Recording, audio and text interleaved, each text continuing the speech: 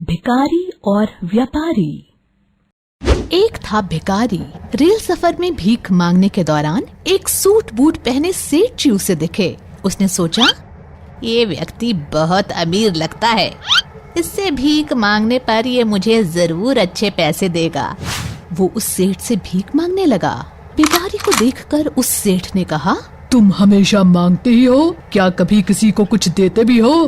भिखारी बोला, साहब मैं तो भिखारी हूँ, हमेशा लोगों से मांगता ही रहता हूँ। मेरी इतनी औकात कहाँ कि किसी को कुछ दे सकूं? जब किसी को कुछ दे नहीं सकते तो तुम्हें मांगने का भी कोई हक नहीं है। मैं एक व्यापारी हूँ और लेन देन में ही विश्वास करता हूँ। अगर तुम्हारे पास मुझे कुछ देने को हो तभी मैं तुम्हें बदले में कुछ दे सकता हूँ। तभी वे स्टेशन आ गया जहाँ पर उस सेठ को उतरना था।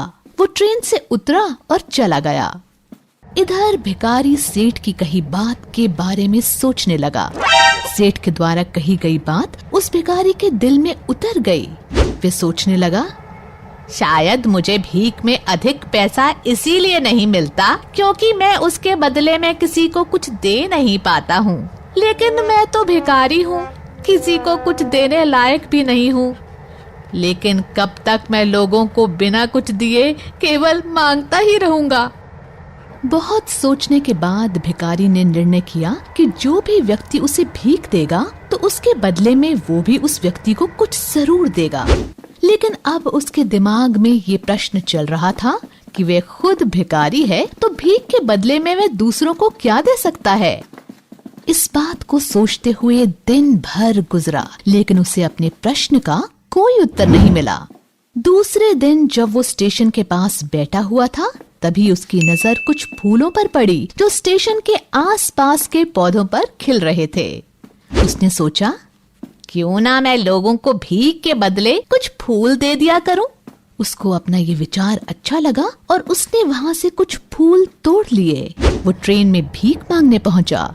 जब भी कोई उसे भीख देता तो उसके बदले में वह भीख देने वाले को कुछ फूल दे देता। उन फूलों को लोग खुश होकर अपने पास रख लेते थे।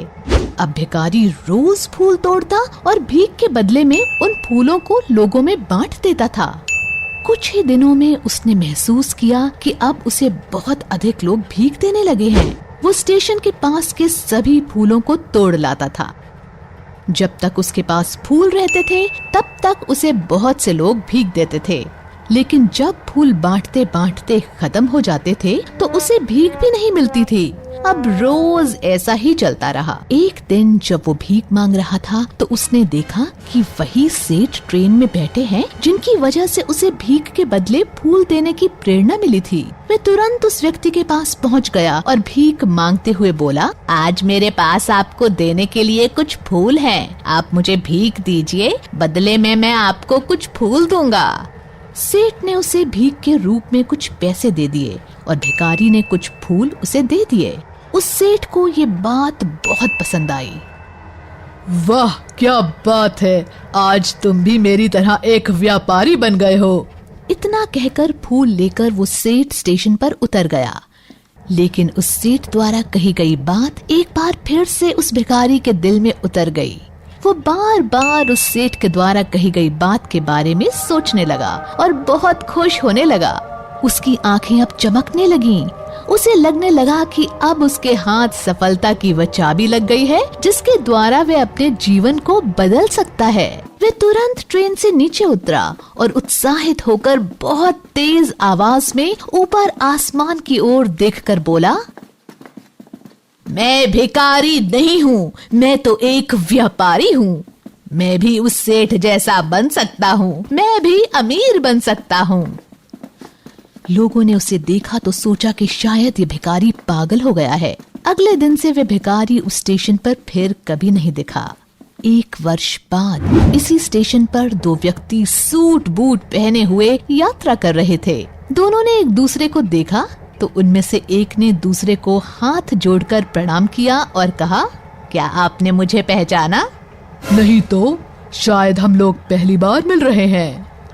सेठ जी, आप याद कीजिए, हम पहली बार नहीं बल्कि तीसरी बार मिल रहे हैं। मुझे याद नहीं आ रहा।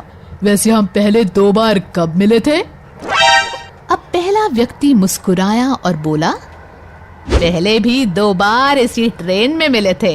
मैं वही भिखारी हूँ जिसको आपने पहली मुलाकात में बताया कि मुझे जीवन में क्या करना चाहिए, और दूसरी मुलाकात में बताया कि मैं वास्तव में कौन हूँ। नतीजा ये निकला कि आज मैं फूलों का एक बहुत बड़ा व्यापारी हूँ और इसी व्यापार के काम से दूसरे शहर जा रहा हूँ।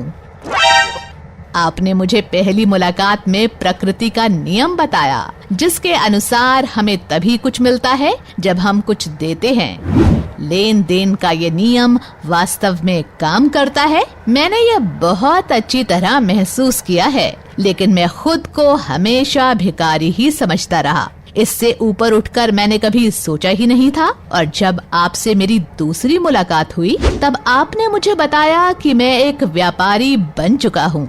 अब मैं समझ चुका था कि मैं वास्तव में एक भिखारी नहीं बल्कि व्यापारी बन चुका हूँ। भिखारी ने स्वयं को जब तक भिखारी समझा वो भिखारी रहा। उसने स्वयं को व्यापारी मान लिया, व्यापारी बन गया। शिक्षा, इंसान अगर चाहे तो अपना भाग्य खुद लिख सकता है। हमें उम्मीद है बच्चों कि आपको ये कहानी पसंद आई होगी, तो कृपया हमारे चैनल को सब्सक्राइब करें और अपडेट्स के लिए बेल के आइकन पर क्लिक करें। और हाँ, इस वीडियो को शेयर और लाइक करना ना भूलें। Bye bye.